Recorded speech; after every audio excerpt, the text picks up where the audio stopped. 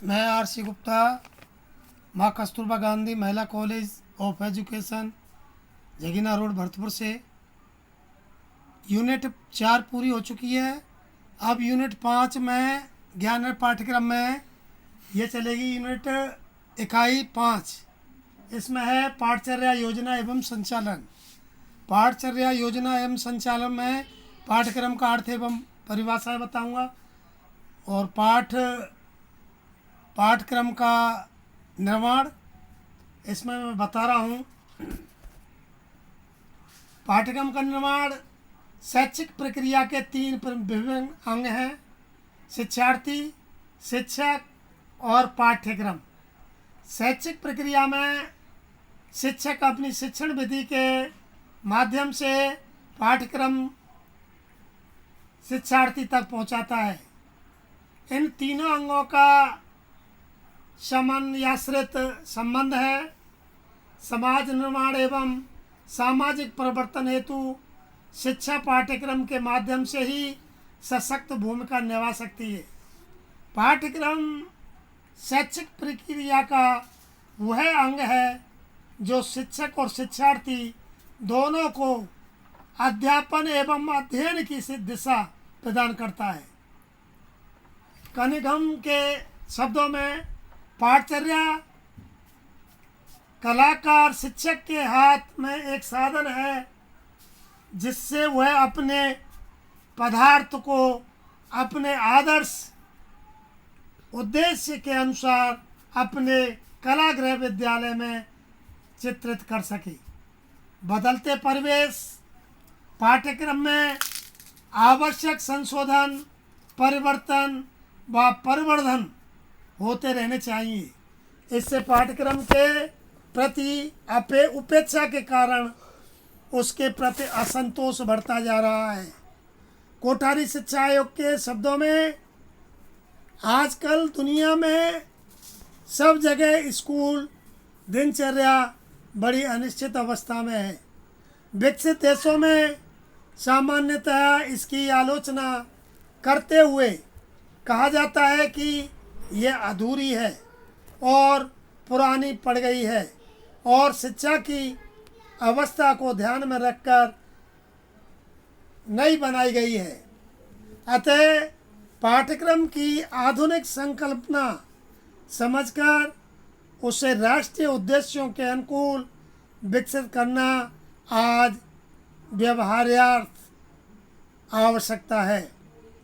राष्ट्रीय शिक्षा नीति 1986 के अनुसार राष्ट्रीय शिक्षा व्यवस्था पूरे देश के लिए एक राष्ट्रीय शिक्षा क्रम के ढांचे पर आधारित होगी, जिसमें एक सामान्य केंद्रक कॉमन कोर होगा और अन्य हिस्सों की बाबत लचीलापन रहेगा, जिन्हें स्थानीय पर्यावरण तथा परिवेश के अनुसार ढाला जा सकेगा। सामान्य केंद्रक में भारतीय स्वतंत्रता आंदोलन का इतिहास, संवैधानिक जिम्मेदारियां तथा राष्ट्रीय अस्मिता से संबंधित अनिवार्य तत्व शामिल होंगे। पाठ्यक्रम शब्द का अर्थ, अब मैं उसके पाठ्यक्रम का अर्थ बता रहा हूँ। पाठ्यक्रम शब्द का अर्थ इसके अंग्रेजी के समानार्थ शब्द द्वारा स्पष्ट होता है। डॉक्टर एल के ओड के अनुसार पाठ्यक्रम के लिए अंग्रेजी शब्द करिकुलम उपयुक्त होता है, जिसका अर्थ है अनुसरण करना। क्या अर्थ है इसका? अनुसरण करना अथवा पीछे दौड़ना। इसका नेतार्थ यह है कि पाठ्यक्रम समाज की परंपराओं, आकांक्षाओं, आदर्शों एवं मूल्यों का अनुसरण करता है।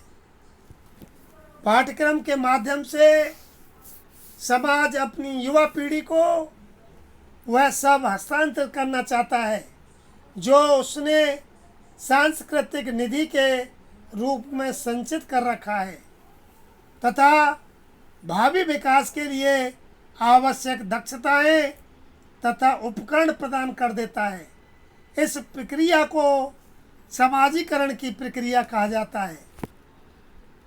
इस प्रक्रिया को समाजीकरण की प्रक्रिया कहा जाता है, जिसमें पाठ्यक्रम महत्वपूर्ण भूमिका निभाता है।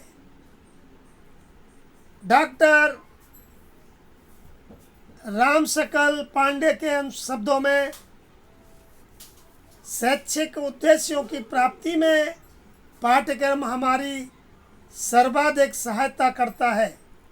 पाठ्यक्रम को नवीन शब्दावली में पाठ्यक्रम कहा गया है। प्रारंभ में करिकुलम शब्द का सही अर्थ निर्दिष्ट कोर्स था। लैटिन भाषा के जिस शब्द कुरेर शब्द से इसका जन्म हुआ, वह दौड़ के मैदान के अर्थ में प्रयुक्त होता था। करिकुलम शब्द भी बालक की शिक्षा संबंधी दौड़ का मैदान बन गया और कोर्स के अर्थ में प्रयुक्त होने लगा। पाठ्यक्रम की प्राचीन धारणा में तथ्यों के ज्ञान की सीमा निश्चित करना सम्मिलित था।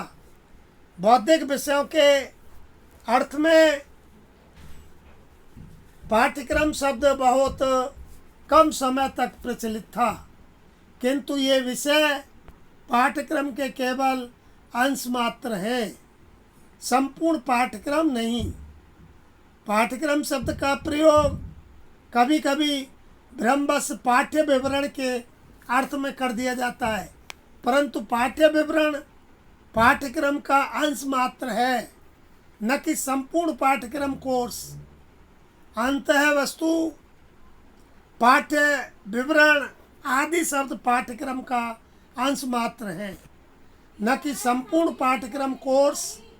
अंतः वस्तु पाठ्य विवरण आदि शब्द पाठ्यक्रम की अवधारणा को स्पष्ट करने में असमर्थ है।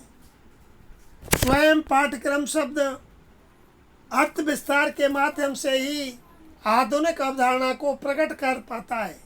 इसलिए कुछ शिक्षा शास्त्री पाठ्यक्रम के स्थान पर शिक्षाक्रम अथवा पाठ्यक्रम पद का प्रयोग करना अधिक पसंद करते हैं। पाठ्यक्रम की अर्वाचीन चीन धारणा विस्तृत एवं व्यापक है। इसके अंतर्गत कक्षा के अंदर जो भी अनुभव छात्र प्राप्त करता है वह तो सम्मिलित है ही, साथ ही साथ बाहर का अनुभव भी शामिल है। इस प्रकार पाठ्यक्रम की आधुनिक संकल्पना अधिक विस्तृत एवं व्यापक रही है, जो परंपरागत संकीर्ण संकल्पना से भिन्न है। अब मैं इसकी परिभाषा बता रहा हूँ। पाठ्यक्रम की परिभाषा में पाठ्यक्रम को भिन्न भिन्न विद्वानों ने अपने अनुसार परिभाषित किया है, जिसमें प्रमुख परिभाषाएं मैं जो बता रहा हूँ वो है जॉनसन के अनुसार। पहला नंबर है जॉनसन के अनुसार पाठचर्या निर्दिष्ट अधिगम अनुभवों के परिणामों की क्रमिक व्यवस्था है। इस परिभाषा के अनुसार पाठ्यक्रम में अधिगम के परिणाम अधिक महत्वपूर्ण है, न कि अधिगम के अनुभव। ये परिणाम उद्देश्यों से संबंधित है। नंबर 2 है लॉरेंस के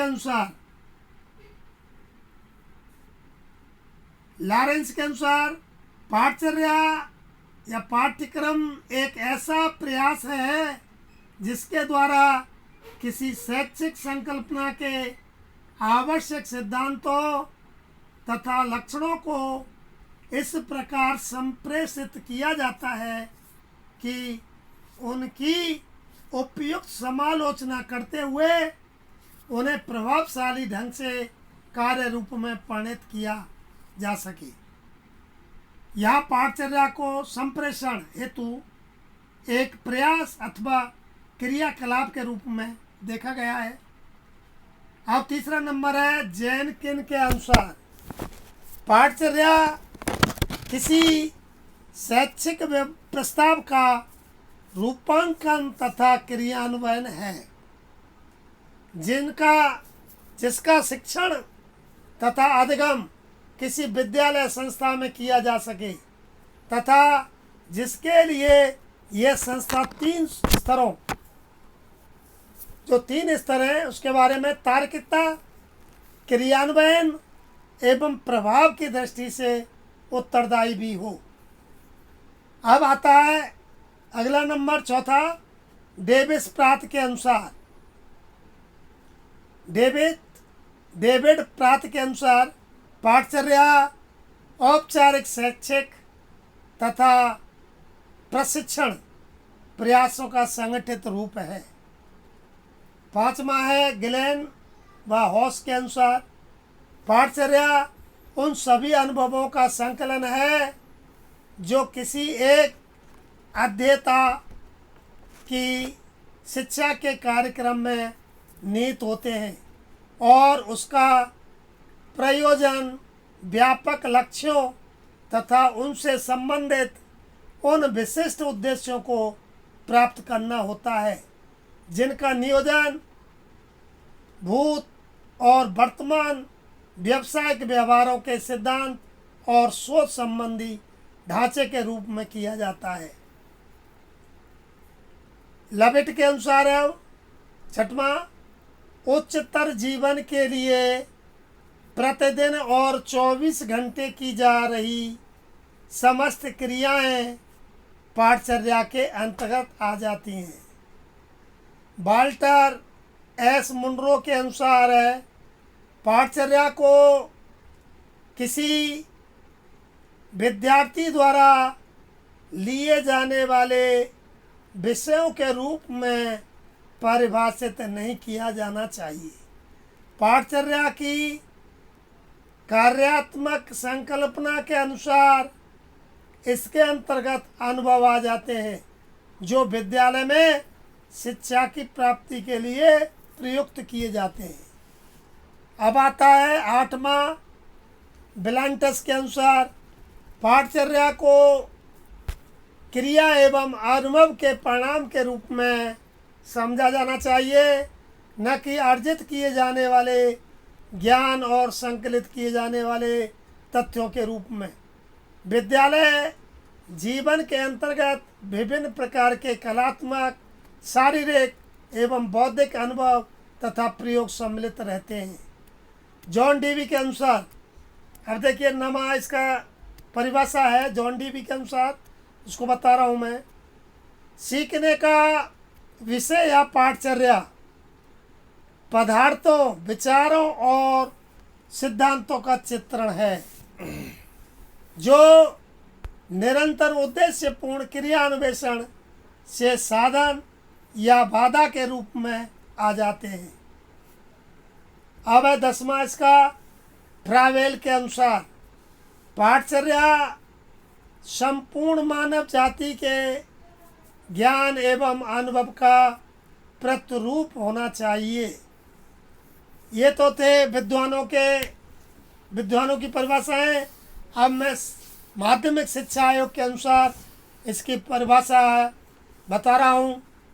पाठचर्या का अर्थ केवल उन सैद्धांतिक विषयों से नहीं है जो विद्यालयों में परंपरागत रूप से पढ़ाए जाते हैं, बल्कि इसमें अनुभवों की वह संपूर्णता भी सम्मिलित होती है जिनको विद्यार्थी विद्यालय, कक्षा, पुस्तकालय, प्रयोगशाला, कार्यशाला, खेल के मैदान तथा शिक्षक एक छात्रों के अनेक अनौपचारिक संपर्कों से प्राप्त करता है। इस प्रकार विद्यालय का संपूर्ण जीवन पाठ्यक्रम या पाठचर्या हो जाता है जो छात्रों के जीवन के सभी पक्षों को प्रभावित करता है और इसके संतुलित व्यक्तित्व के विकास में सहायता देता है। अब कल का जो हमारा विषय चलेगा पाठचर्या का क्षेत्र, पाठचर्या के उद्देश्य। धन्यवाद।